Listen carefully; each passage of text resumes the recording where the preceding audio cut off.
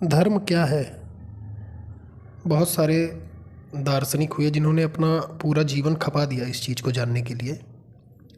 उनमें से बहुत से ऐसे हो गए जिन्होंने भगवान की प्राप्ति भी की, ईश्वर को, परमात्मा को जाना भी, लेकिन जानने के बाद वो कुछ बोले ही नहीं।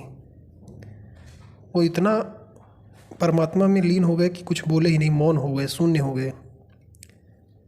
उनको और जिन्होंने नहीं जाना वो इस निष्कर्ष पे निकल गए कि हम कोई कितना भी कुछ कर ले, कुछ जान ही नहीं सकता इस दुनिया में।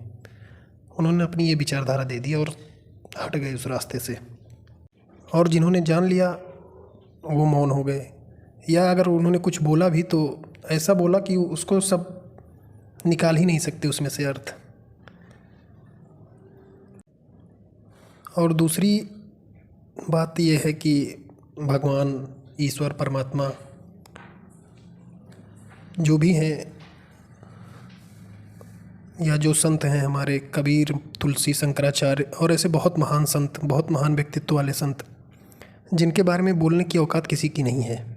सही बात तो यह है, क्योंकि उनके बारे में जानने के लिए आपको उस लेवल पे जाना पड़ेगा, उस लेवल तक आपको पहुंचना पड़ेगा, तब आप उनके बारे में जान पाएंगे या समझ पाएंगे।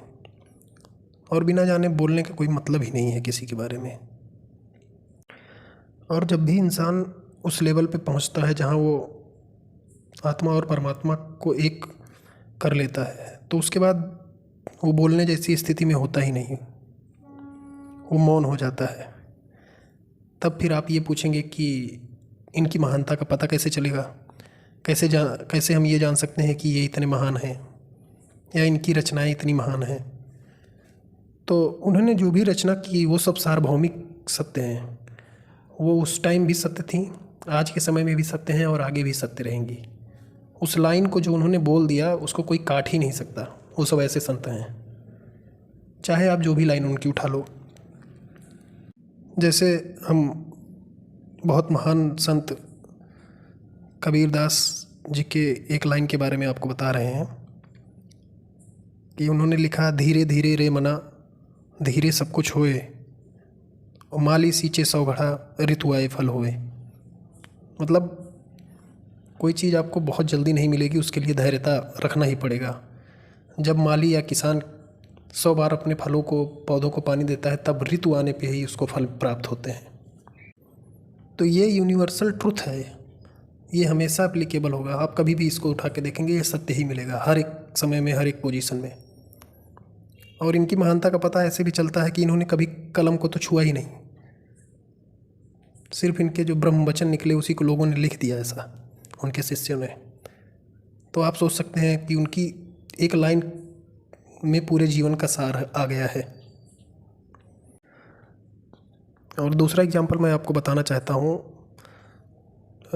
एक और बड़े संत हैं तुलसीदास महाराज। उनका एक लाइन है, पराधीन सुख सपने नाही।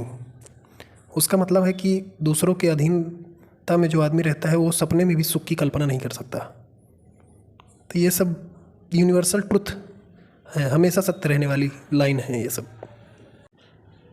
अब सारी बातों का अंतिम निचोड़ ये है कि आपको धर्म जानने के लिए आपको खुद धर्म के आंतरिक में जाना पड़ेगा। कोई दूसरा आपको बता ही नहीं सकता धर्म, या समझा ही नहीं सकता। क्योंकि जब आप उस ऊंचाई पे पहुंचते हैं तो वहाँ कोई कुछ बोलता ही नहीं, सब मौन हो जाते हैं, शून्य हो जाते हैं, सारी बातें रहस्य हो जाती हैं। वही जानता है जो उस ऊंचाई पर है। जितने भी संत हैं उस ऊंचाई पर, उन्होंने कभी खुल के या बहुत सिंपल भाषा में कुछ बोला ही नहीं, क्योंकि ये आम मानव के बस की बात ही नहीं है कि वो कुछ समझ सकें। इसीलिए सामान्य इंसान को धर्म समझ नहीं आएगा। उसके लिए आपको उस लेवल पे जाना पड़ेगा, नहीं तो आपके लिए मानवता ही है जो समझना है। सबसे बड़ी बात मानवता है। आप मानवता का पालन करते हुए अपना जीवन व्यतीत कर सकते हैं शांति से। और सभी व्यक्ति को एक बार दर्शन पढ़ना ही चाहिए, दर्शन जानना ही चाहिए, अपने अंदर कुछ खोज करनी ही चाहिए।